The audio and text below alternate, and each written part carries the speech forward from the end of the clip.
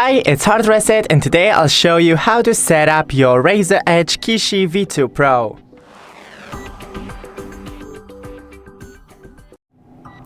We have our console right here, so I just powered it on, and now click X for next.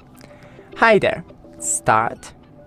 Now we need to connect to the Wi-Fi, and I'll just click Setup Offline to not waste your time.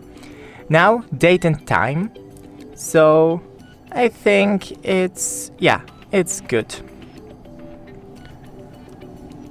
Accept, and now add security pin for your tablet. 1 2 3 4 1 2 3 and 4.